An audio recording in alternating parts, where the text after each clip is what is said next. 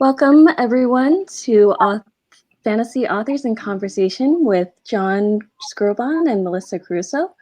If you have any questions, you can submit them to the Ask a Question link at the bottom. And without further ado, I will pass it off to Jon and Melissa. Okay. All right. Hi, everybody. Hey, everybody. Thanks for coming or, attending or what have you. My name is Jon Skovron. I am here to talk mostly about my new book, The Ranger of Marzanna.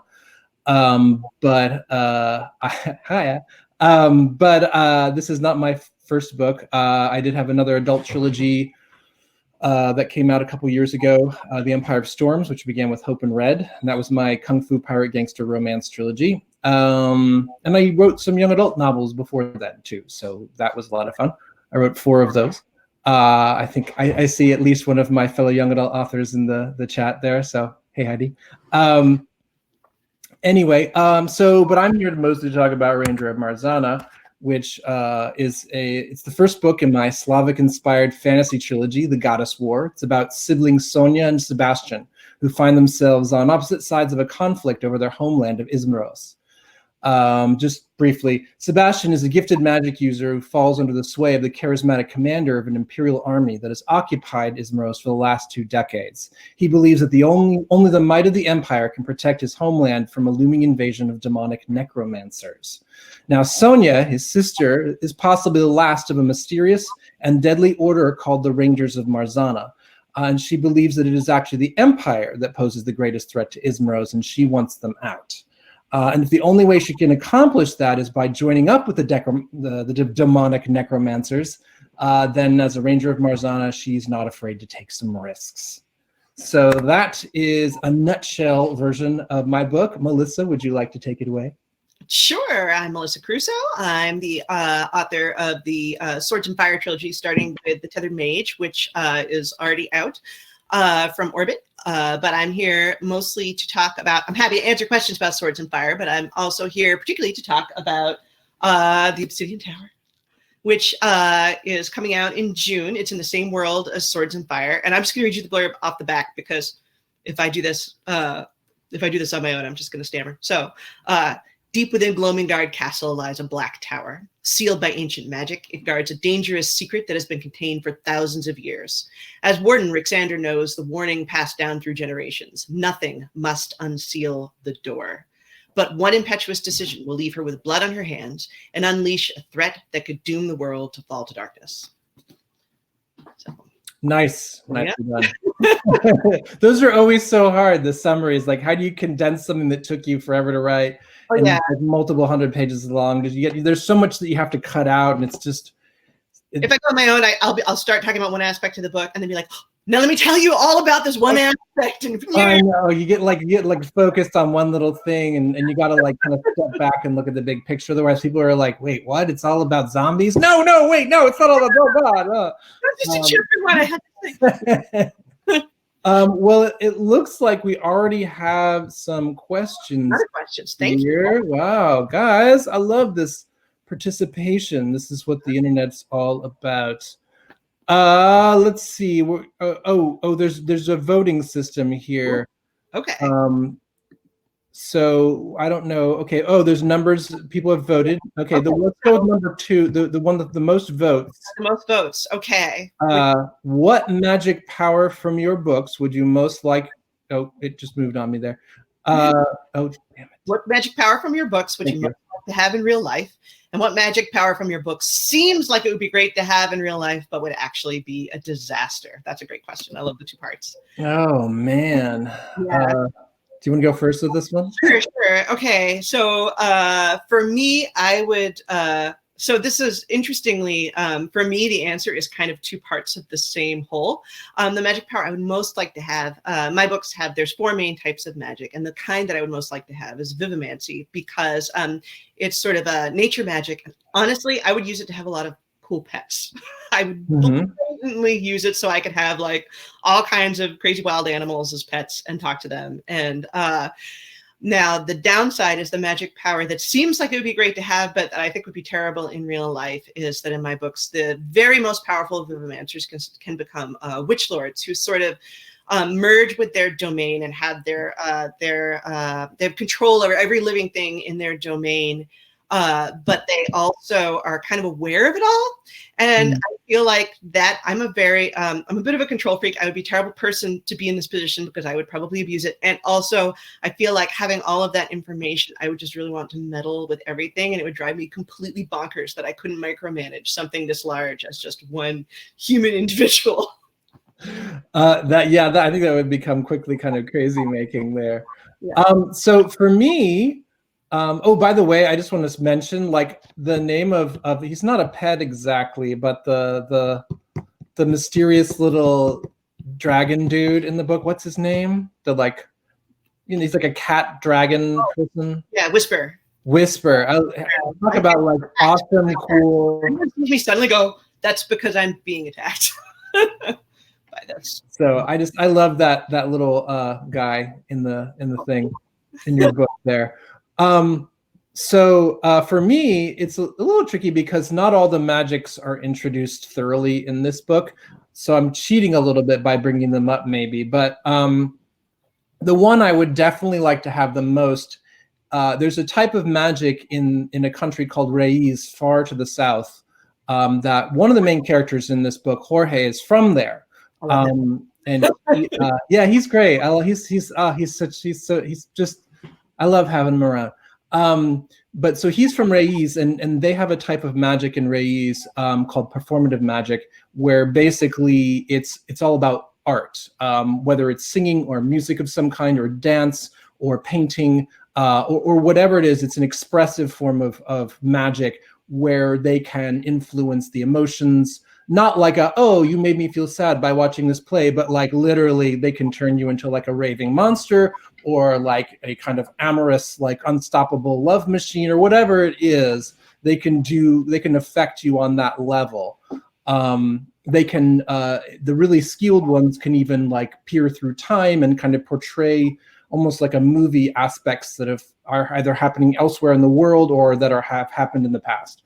So I think that would be really cool to have. I think the one that obviously I think it sounds cool because it's the featured magic in this first book and probably throughout the whole series, which is the kind of animal magic that Sonia has, where she worships the goddess, the Lady Marzanna, who's the goddess of winter and death, and every time she gives a piece of her humanity to the Lady Marzanna, she gets some sort of boon in return. And it sounds cool. And I mean, growing up, I always loved those kind of anthropomorphic things where they were like part human, part animal. And so when she, gives up body parts and they kind of become cute little fox parts, like, fox ears, or, later on other parts of her body. I don't want to spoil too much, but it seems like it'd be really cool. But like when you're actually writing it and the other characters are responding, you're like, oh, people are like, what's wrong with you? Why do you have these things? And your behavior starts shifting because it's not just a physical change. It's all things change. You become more animal-like, and she becomes more fox-like as the story progresses, which is, why she makes some spectacularly bad decisions at times. Partially it's just because, of who she is, and partially it's because it's getting harder and harder for her to kind of rein in those impulses. Right. Not to mention that the scenes where she gets those are like, it doesn't look like the most pleasant experience. No. Those are my favorite. I love writing those kind of like scenes where you're like, oh. I love that kind of stuff. Those are the best. Right. We have so many questions. That's awesome. This is like, and when you have real life events, you normally don't get this many questions. Yeah. Let's see. We've got two voters. We got more. Yeah. For both authors, what is the most fun part about writing for you and the most difficult? Yeah. So let's see. For me, okay, the part that I like the most, and I don't know, you can probably tell this from reading my books, but my very favorite scenes to write are the, I don't know what I'm allowed to say on this, but let's call them the oh no scenes. And you can imagine that there's a different word besides no in that, where like something unexpected and terrible happens and there's a big stakes escalation and everything is awful. And suddenly we all have to think really fast on our feet, or terrible things are going to happen. And I really like those scenes. They make me super happy, and I get excited. They're the easiest ones to write. Escalating stakes makes me personally very happy, and I like making it as dramatic as possible.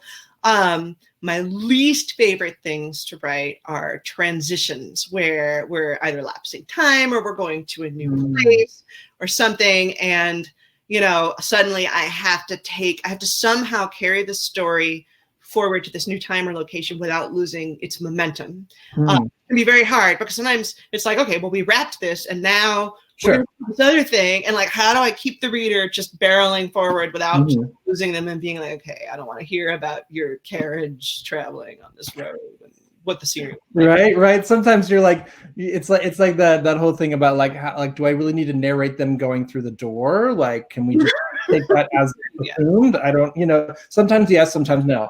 What I love about writing this book is that it all is almost entirely in one setting, so I didn't have to do too many of those. I could just be like, next scene. Yes, I noticed that, Tricky. I love it. I think all my books need to be set in one location. Well, and it was interesting because it was set in one location, but I didn't ever feel like I was tired of that location, because the space itself was so dynamic. I mean, each area was so, because parts of it were made by different witch lords over the period of the book, or well, the history behind the book of the world. So you have these like very dynamic shifts from like, there's like the bone area, and then there's like this area with all these vines, and it's like, you know what I mean? Like, I never felt like, and they're just walking through a castle again.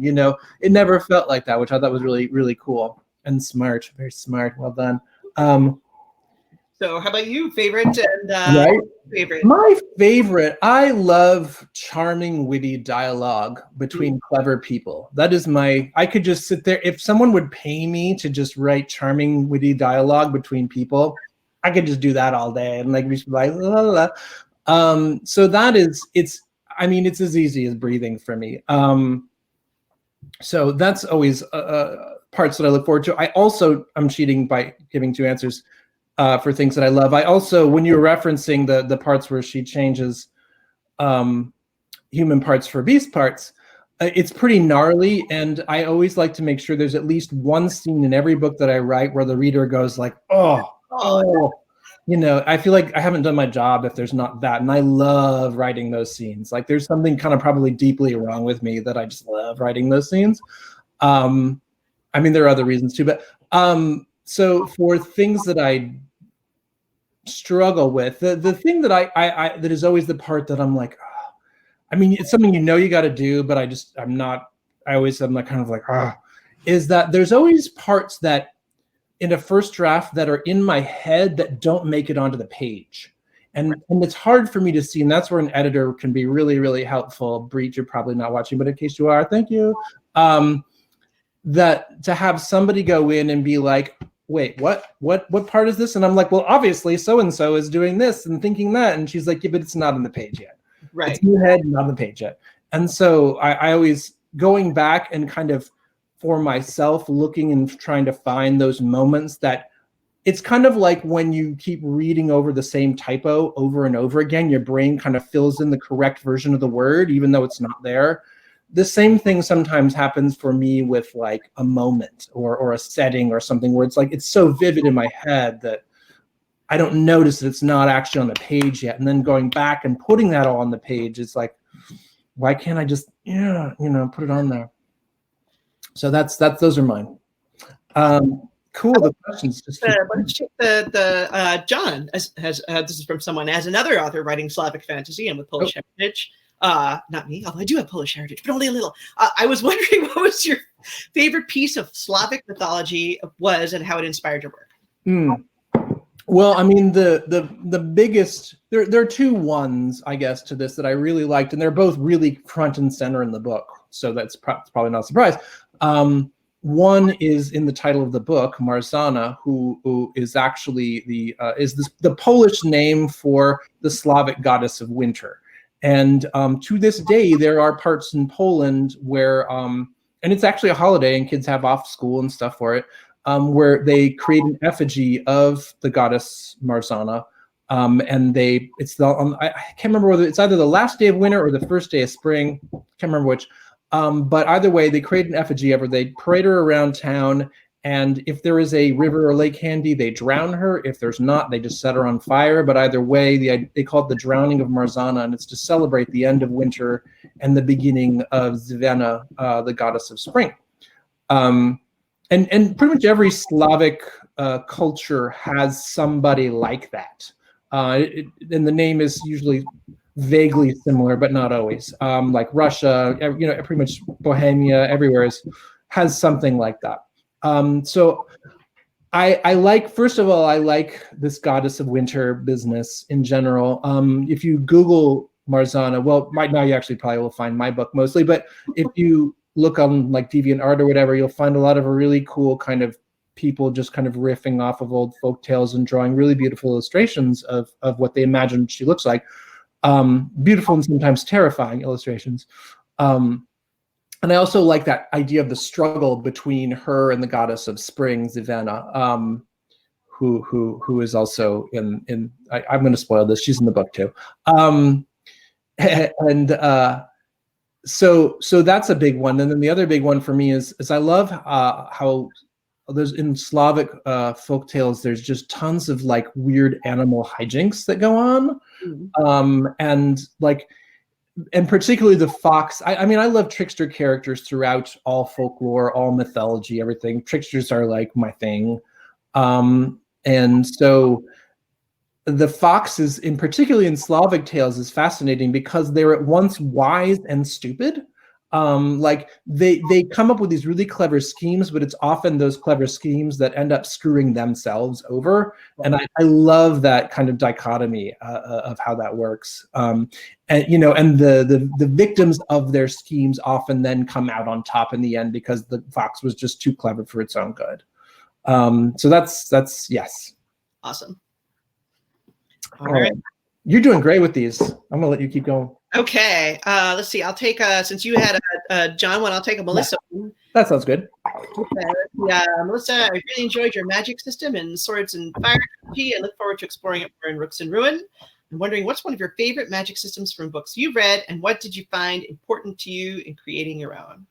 So, okay, anytime anyone asks me what's my favorite anything, immediately my mind goes completely blank. So I'm going to say like some one or two that I like. Right, things that just pop in.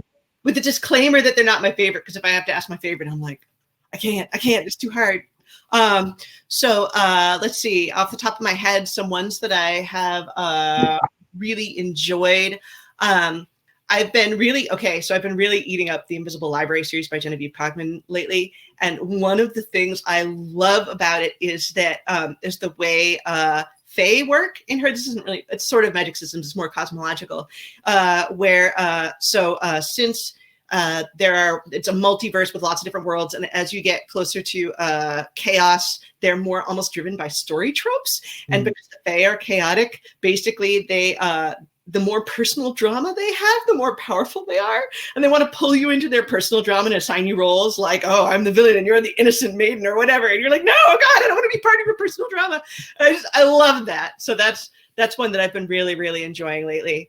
As for myself, so I really love building magic systems. I know I've only gotten to show the public the one in Swords and Fire and in Obsidian Tower, but I love it in general. I love building it as part of a cosmology.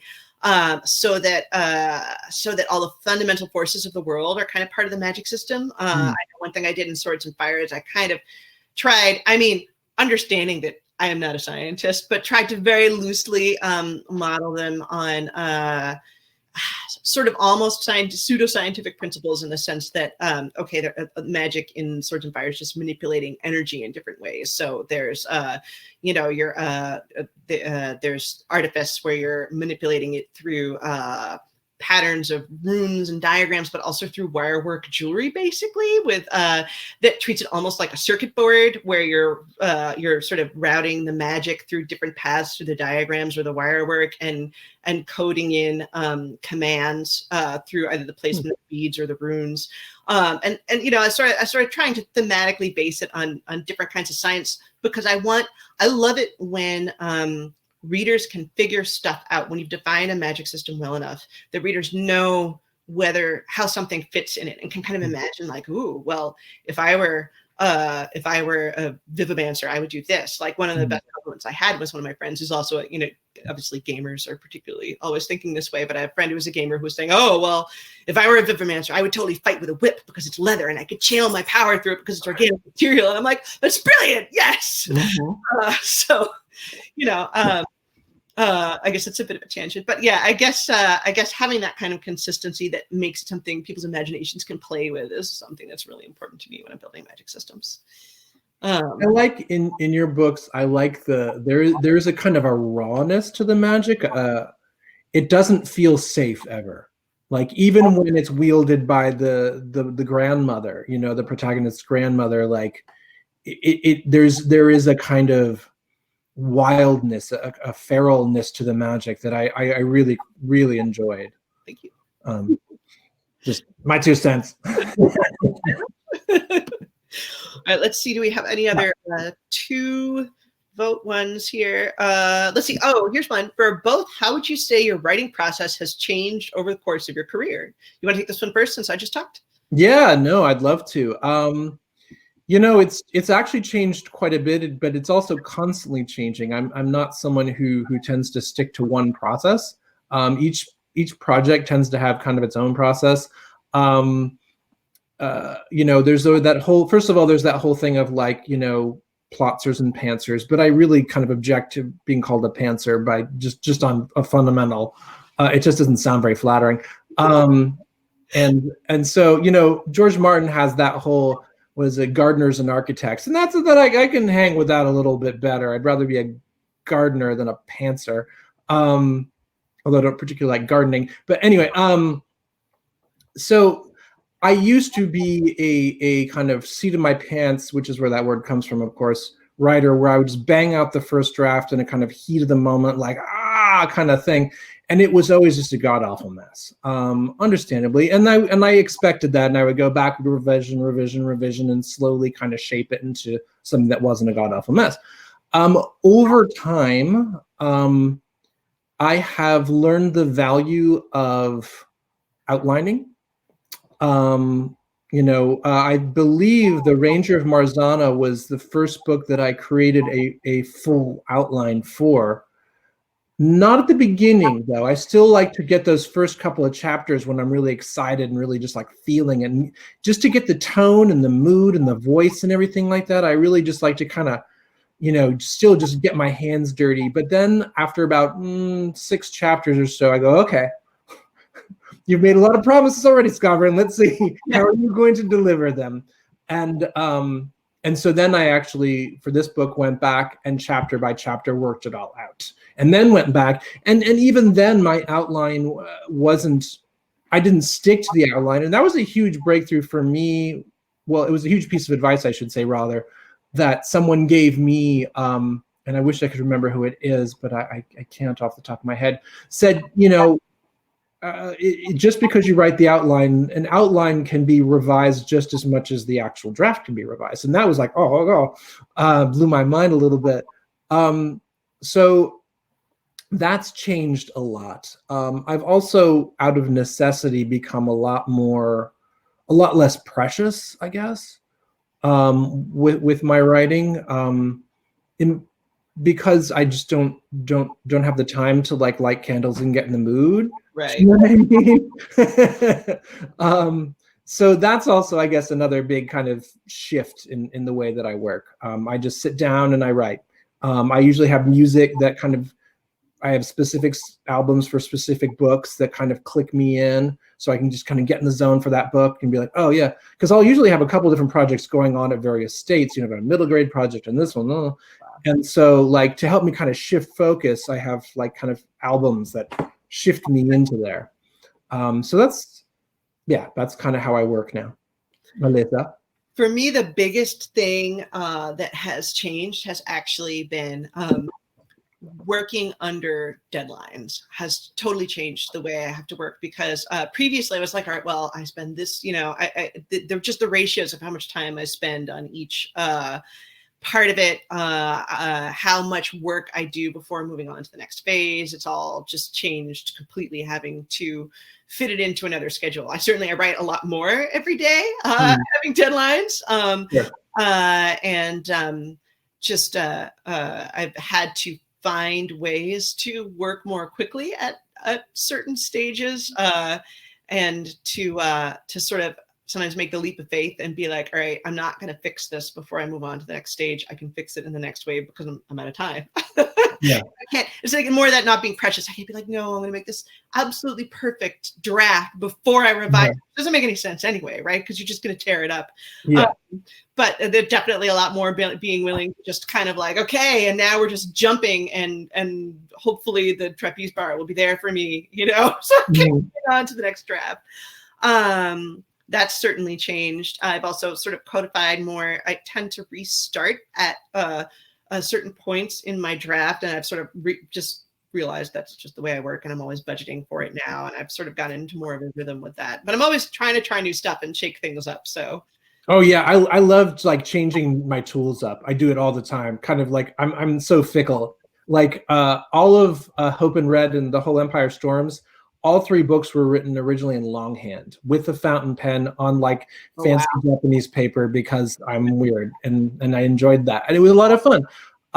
And it was just ridiculous. But and one of my 2 of my books, young adult books, they were about a teenage Frankenstein's monster who's a hacker. And so I wrote everything in a markup language in plain text, and then converted it via multi-markdown into this was back before multi-markdown had like easy to use conversion. It used to be you had to actually run the scripts yourself, convert it to LaTeX and go from there. But I don't think that wild. I'm more like, ooh, maybe I'll use a different color coding system on my outline. Like I waste way too much time with that though. Like it becomes one of those things. It's like organizing your music collection. Well, yeah, this is productive. I'm doing a thing here. God, yeah, I've done that. I'm just gonna reiterate my outline 400 times, and that's totally things writing. Not. So we've got one with 5 votes here that I didn't see at the bottom. Oh, geez. Yeah. What has surprised you the most about the publishing industry, and what are you still hoping to learn? That's a great question. So, okay. What has surprised? Do you have an answer ready to go? Or I would like to take a moment to make it sound more well behaved. For me, what surprised me most about the publishing industry? Oh my God, it's just full of surprises. It is. So I think part of it is the degree to which nobody really feels like they know what they're doing. Like all those, it feels like all my author friends, no matter how established I think they are and how cool I think they are, and when you talk to them in private, they have no idea, they feel like little and small. No, that's a really good point. Yeah, no. That definitely was a surprise. I think that, let's see, what else has been a real surprise? I think that, I don't know. There's so many things about it that I know there's something really obvious that I'm forgetting. Do you want to jump in? Well, I think. Sure, yeah, we can go back and forth on this one. I know it's a little awkward with the video, but I mean, to piggyback off what you were saying, I remember talking with authors that I really admire and like think are just like amazing and can do no wrong, basically, and them being like one of them. And one author in particular writes middle grade and young adult, and I mean, this is an author who was one of the people who inspired me to write. Period. Oh, wow. And talking with them, I was shocked to discover that they were envious of me just being like, yeah, I think I'll write a book for grown-ups. Why not? Yeah. And was like, I don't think I could. I don't know. And I'm like, are you kidding me? Like, that'd be ridiculous. So yeah, like it's amazing that people are still just people, and they really are. I think authors tend to be a little weird anyway, and we're all weird. I've got a couple more while you were talking. One is everybody's really nice. Like, I don't know, maybe it's just been really lucky with Orbit, but like all the book people and editors and everybody that I meet are like, and the agents that I've met, they all just are really cool, nice, wonderful people for the most part. I mean, so that's been a very pleasant. I mean, I don't know if that's a surprise. What were you expecting? Like you would be like, when you're growing up as a writer, you think of them as these faceless gatekeepers who are going to either like be like no forever, or suddenly they open the gate and are like, welcome to Hogwarts, or you're just suddenly in this magical world, but they're just like really nice. I don't know, they're just fun to talk to and like regular people. So they're not actually, I don't know, dragons or something. And another thing that really actually surprised me from a less people perspective is how much of the writing gets done in edits, which I feel like if I figured it out sooner, maybe I would have gotten published sooner. But just how much of the work is done in edits, and how many rounds you have, and how profound the changes can be, and how your first draft may bear very little resemblance to the final product. I mean, there's a whole piece to publishing that you just won't see until you're on the other side of it, which is the whole how a book gets made, like how the sausage gets made, and all the incredible amount of people and talent that goes behind it all, like the designers and there's like multiple kinds of editors, and there's the copy editor and the managing editor and the technical editor and the and like there's the person who does the titles and the person who does the cover, and then there's the person who does the maps, and there's all these different people, and not all of them are working for the publisher. A lot of it's, I don't know how much of it honestly is outsourced, but it takes a lot of people to kind of bring a book together. That was definitely something that surprised me too, just the sheer number of people, the size of the team working on the book. Yeah, and which is weird because you've spent so much time with this all by yourself, with like nobody but you, and then suddenly there's just like everything, you're opening it up to all these people, and everyone's kind of pitching in, and it's at once thrilling and kind of frightening, because you're like, I don't know, but you got to it's a kind of, I guess, a way to kind of ease into the fact that you're about to give the whole world your book, which is a whole nother thing. And I guess that's a whole nother part of what surprises you about publishing, right? What do you think? Post-publishing, what surprised you? Oh, Sorry, was that too abrupt? I think one of the things that surprised me most after publishing, and then I want to get, I was just looking at, there's more good questions in the feed. But, sorry, yeah, we don't want to go forever. But this did have 5 votes, so I feel like we can. Oh, yeah. So one of the things that surprised me most post-publishing, like once my book was out in the world, was the degree to which realizing that people were reading my book affected my ability to write the subsequent books in the trilogy. Oh, I see. Like, seeing people being like, oh, I really ship these characters. And I'm like, oh, shoot. Yeah. Oh my God, now people are investors. Someone's saying, don't you dare hurt this person. And I'm like, I'm going to. I'm sorry.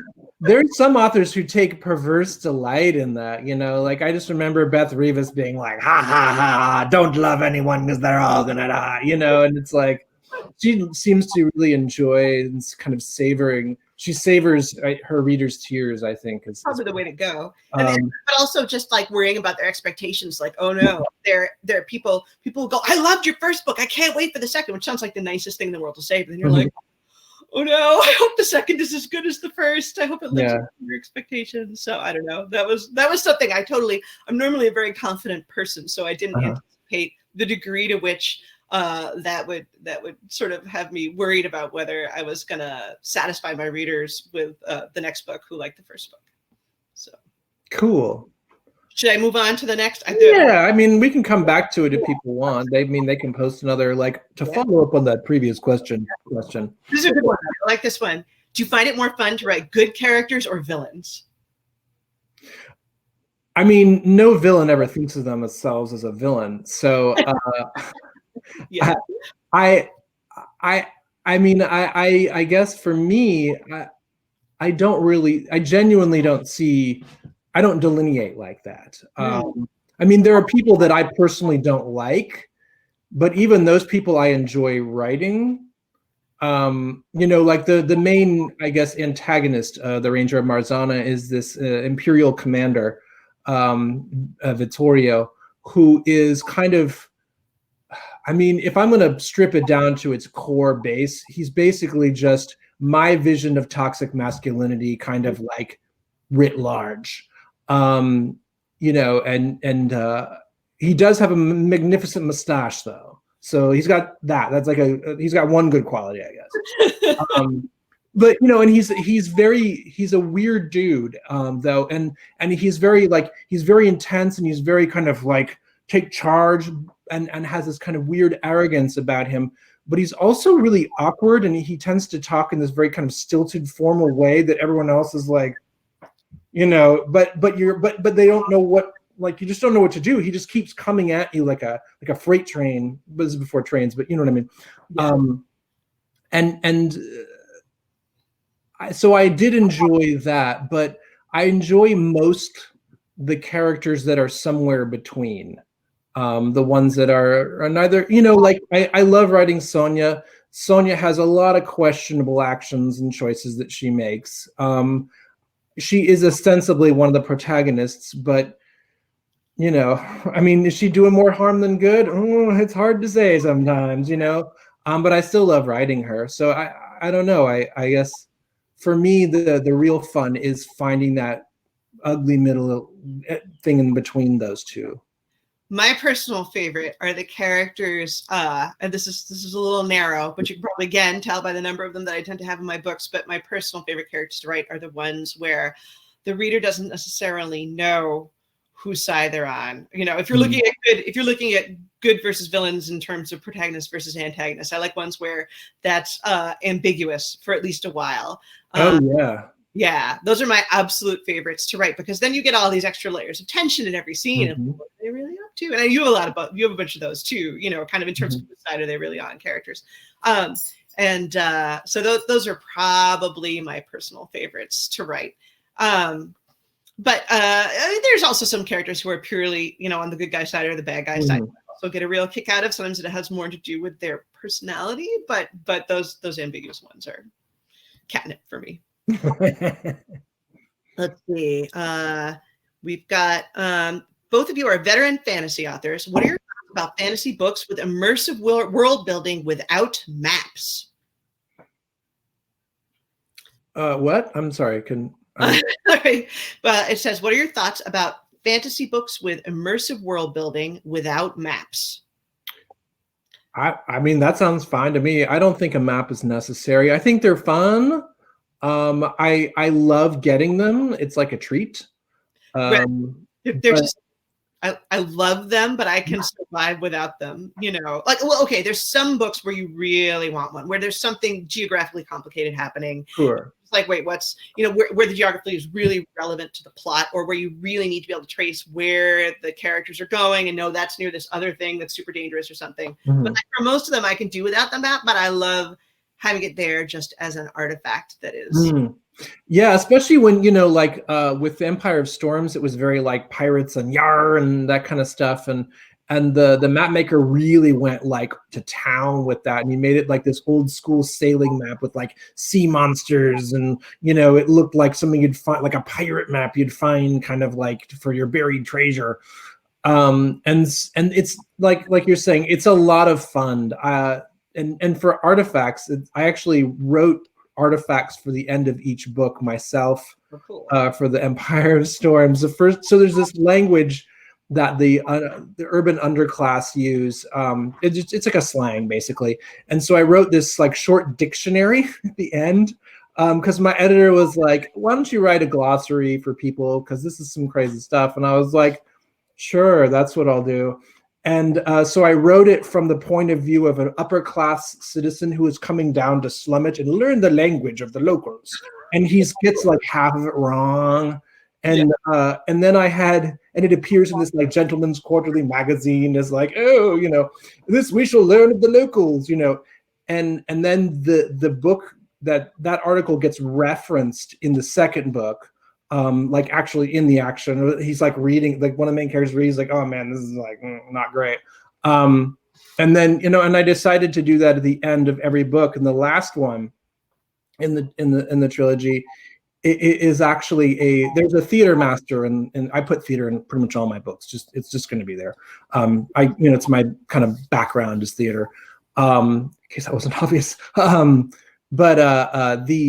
There's like a show program at the end of the third book that it's a musical version of the entire trilogy that I made, like a body vaudeville style musical of the entire trilogy with like songs and numbers and like the whole thing. That was a lot of fun. So I love all those kind of like, like artifacts that make it feel more real. And if a map does that, like, yeah, like, it should feel like part of the story. Do you know what I mean? Yeah, no, absolutely. Let's see, we've got another, oh gosh. For both authors, if your book had to be described as a cocktail, what cocktail would it be? Oh man. So, okay, I don't drink alcohol. Oh, wait, I don't drink alcohol, right? So I drink tea. What kind of tea then? I know, right? I like mocktails. What would it be for the Obsidian Tower? Boy, so it's easier for Swords and Fire because enough gets set on fire that it would have to be Lapsang Souchong because it's like smoked black tea. But for let's see, for Obsidian Tower.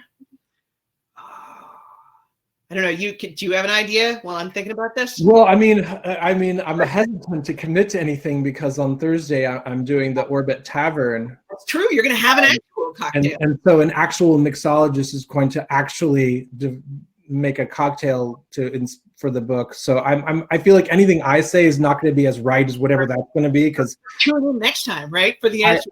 And I also have I have like a really weird palate, so things that I like and things that I don't like don't match up with like normal human beings. Right. Like I don't like anything sweet at all. Anything that tastes sweet, forget it. I don't like it. Not even, insert your favorite dessert and or fruit and or juice, whatever. Not my thing. So cocktails for me that like cuts out like 75% of cocktails.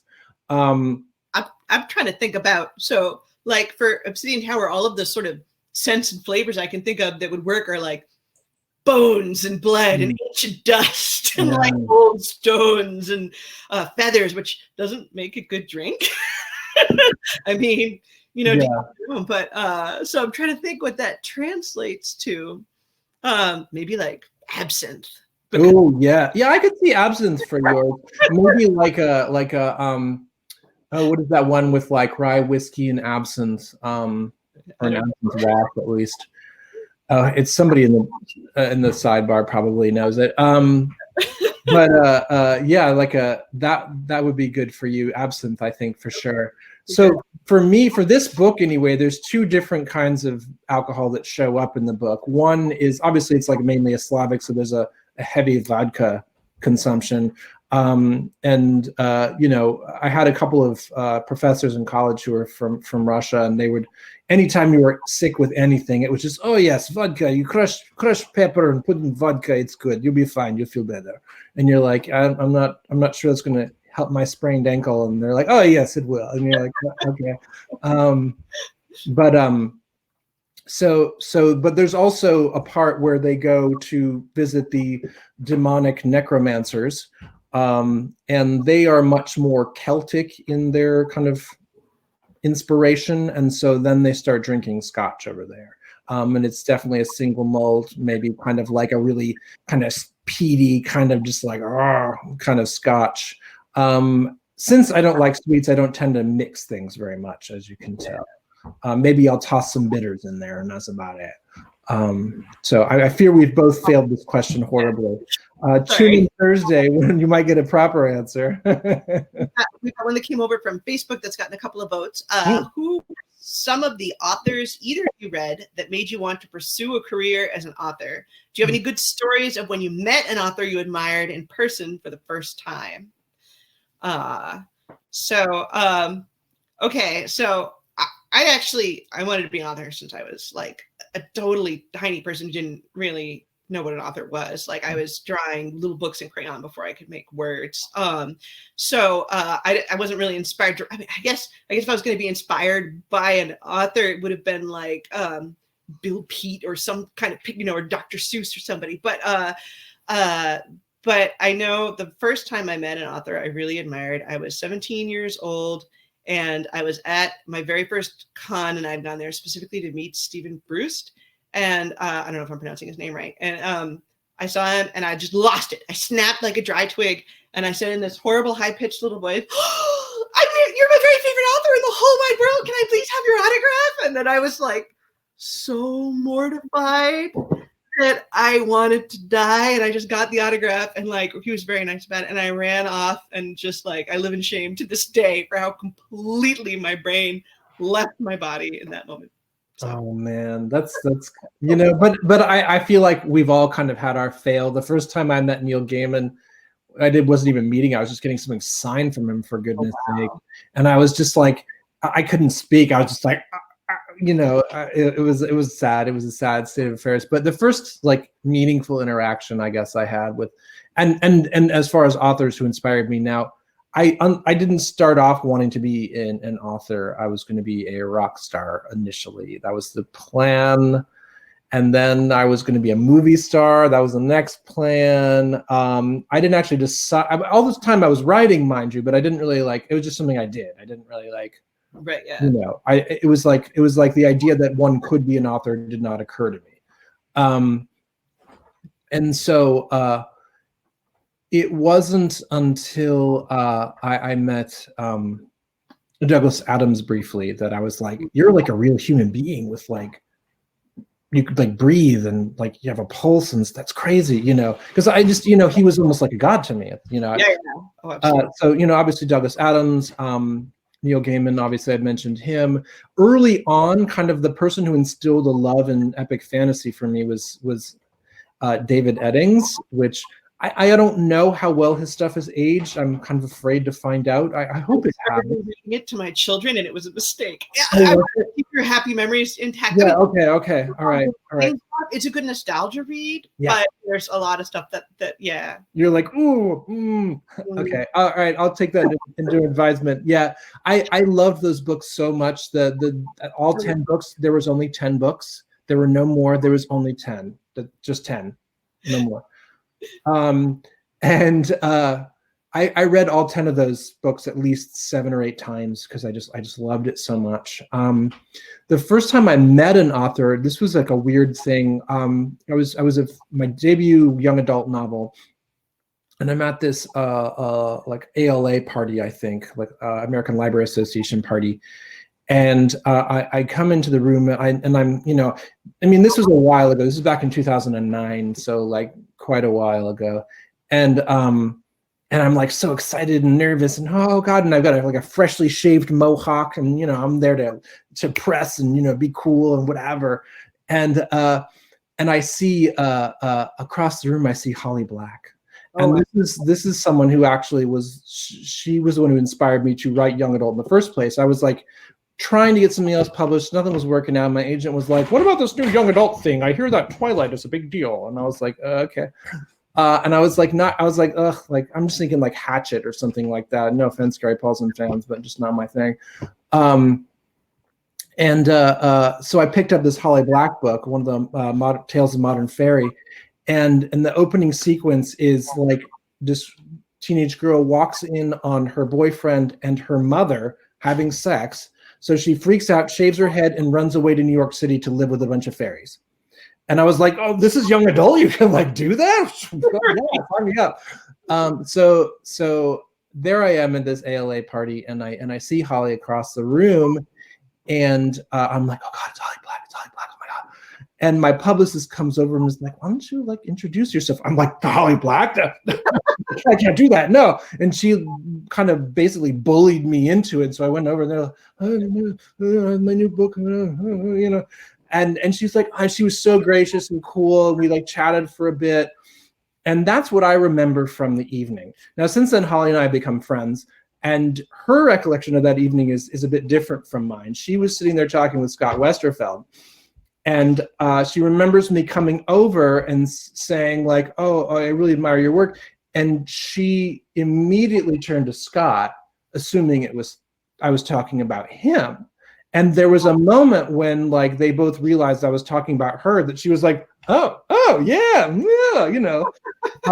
So I thought that was really funny that that whole author's all getting back to that whole like, you know, like no matter how cool they are, like sometimes, you know, at the end of the day, they're still feel like people a too. regular little person.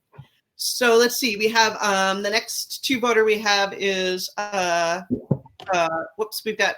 Oh wait, no, one just made it up to 3. Which character have you written that has undergone the most change from draft to final? Ooh, that's cool. So I've had characters that I have like merged with other characters. Ooh, yeah. Changed them. You know, that's probably the biggest. I mean, I've had ones that I had like in the Obsidian Tower. There's this team of magical troubleshooters called the Rookery. And I started out when I was planning it, I was going to have 6 members of the Rookery, you know, and then membership changes throughout the series, but 6 at the start. And then in final book, there's 4. So I wound up combining a couple of those characters into others, and they wound up changing pretty dramatically. Some of them stayed the same the whole way through from beginning to end.